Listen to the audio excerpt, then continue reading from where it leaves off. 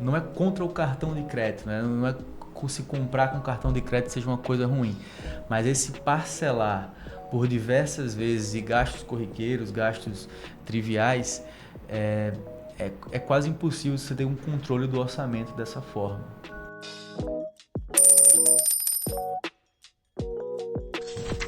Olá, seja muito bem-vindo e bem-vinda a mais um episódio do Dinheiro em Pauta, um programa semanal da Mercados que vai te atualizar sobre as principais notícias da semana em economia e investimentos.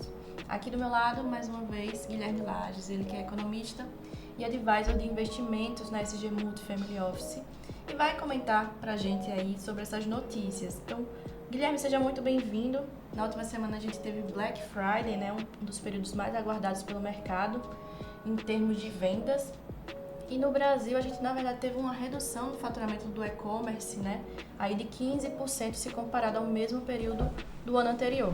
Só que nos Estados Unidos aconteceu o contrário, né? O que é que houve Foi aí? diferente. Bom, primeiro, obrigado, Micaele, para estar aqui fazendo esse bate-papo, né? Acho que é interessante a gente analisar esse período de Black Friday, né? Não pelo evento em si, mas ele é uma boa prévia da confiança do consumidor, né?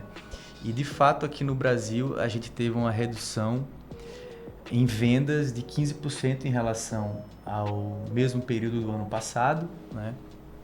Enquanto nos Estados Unidos se bateu recorde de vendas, né?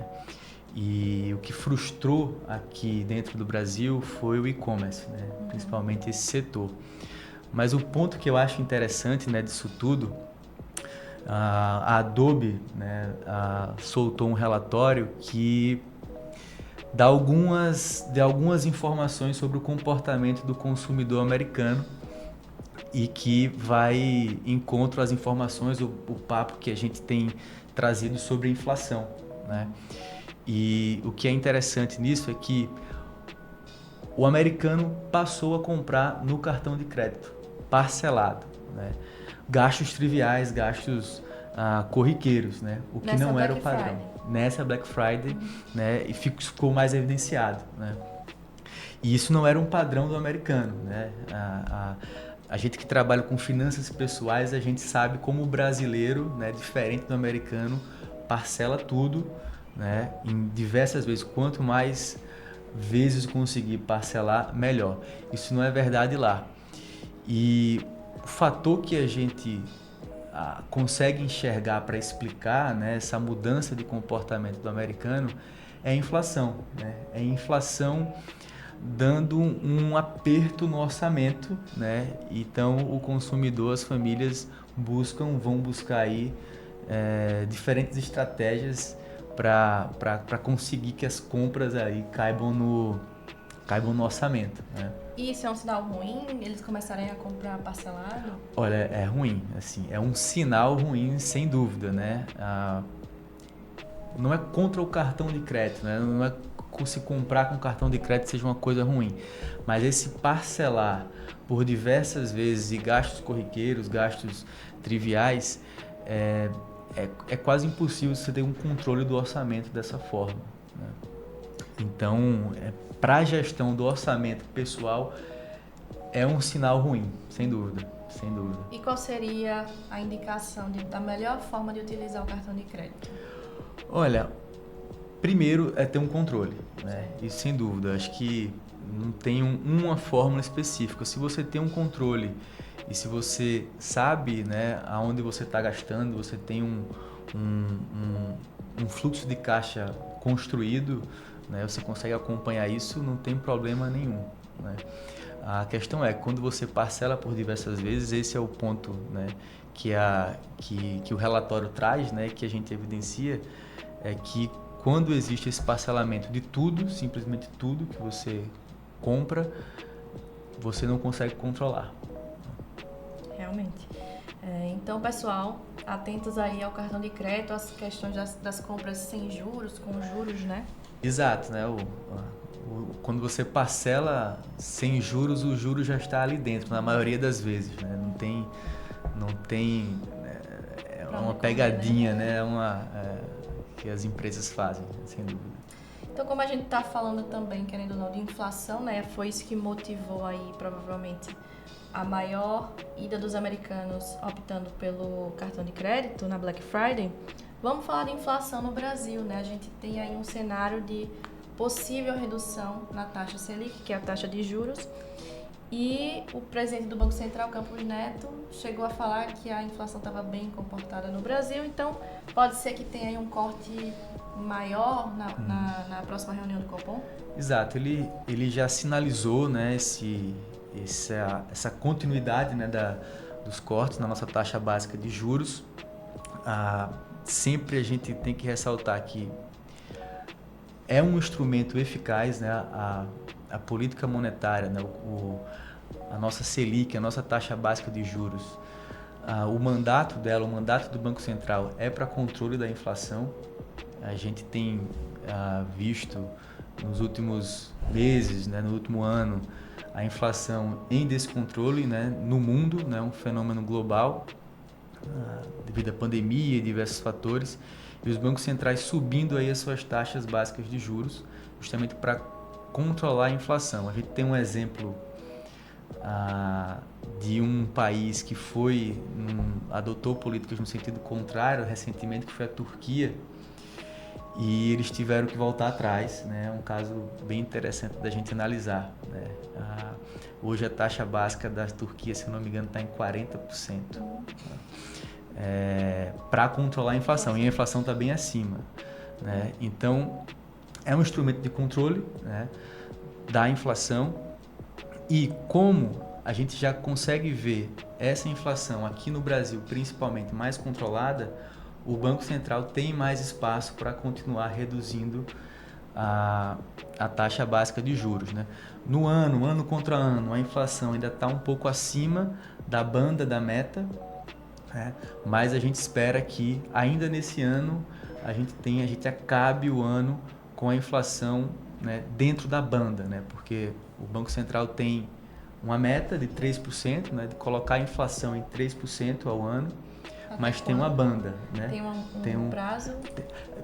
Terminar o mandato no fim do ano, né? Então, em 3%? A inflação anual tem que estar dentro de 3%, né? Tem que estar ali, e dentro da banda, 1,5% a mais, 1,5% abaixo, né? Também uma deflação não é uma coisa, também não é bom, né? Então, nos últimos 3 anos a gente não conseguiu deixar a inflação ali dentro da meta ou dentro da banda. Esse ano existe uma possibilidade grande da gente estar com a inflação ali abaixo de 4,5%. Perfeito. E hoje a Selic está em 12,25%, né? Isso. Ao ano. Existe uma expectativa desse corte chegar até um dígito só?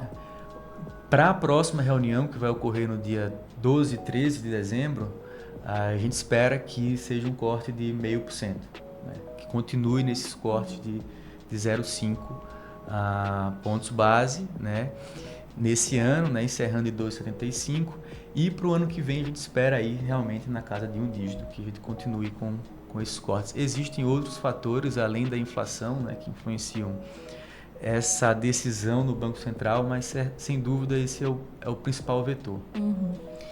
Explica pra gente, Lages, como é que o Banco Central ele faz esse equilíbrio, né, entre inflação controlada dentro da meta e, ao mesmo tempo, estimular o crescimento econômico, porque a gente sabe que não é fácil. Se a inflação está muito alta, os juros sobem, né? Então você acaba não estimulando o consumo, consequentemente a economia se encarece o preço do financiamento, dos empréstimos, né? Então você acaba desestimulando a atividade econômica, que é esse o intuito, né?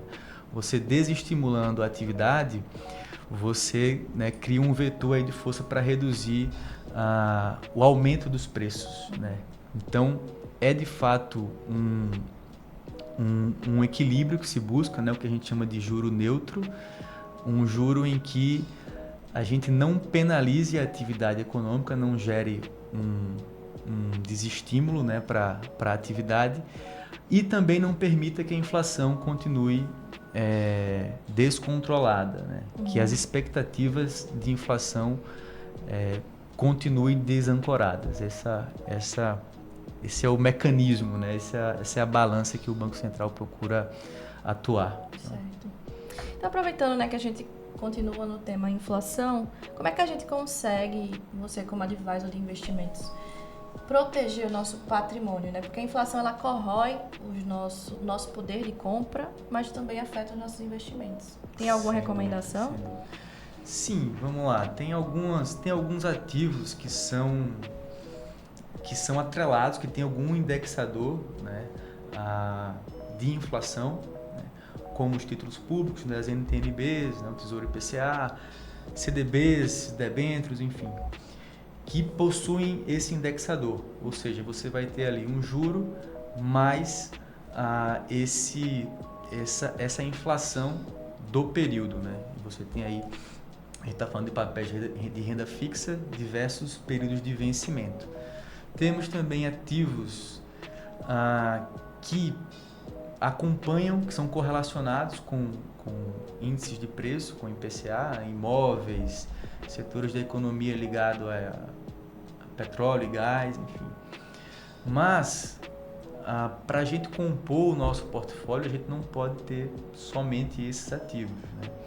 A gente precisa pensar em outros objetivos, em outras necessidades do nosso patrimônio, como a reserva de liquidez, pensar em ativos que focado em valor, né, em ganho, em valorização de longo prazo, vai montar uma carteira que seja diversificada, mas sem dúvida o ponto da inflação, o ponto do poder de compra é um objetivo a ser perseguido, né? A gente investe, a gente faz a gestão do nosso patrimônio para que ele primeiro mantenha o seu poder de compra ao longo do tempo, né? Depois a gente busca outros objetivos. E sempre é importante ficar acompanhando se os seus ativos estão acompanhando também a taxa. Exato, Selic, né? É uma métrica, né? A gente pode usar o CDI, o PCA, tem alguns índices como o IMAB que refletem esse comportamento da inflação mais uma taxa.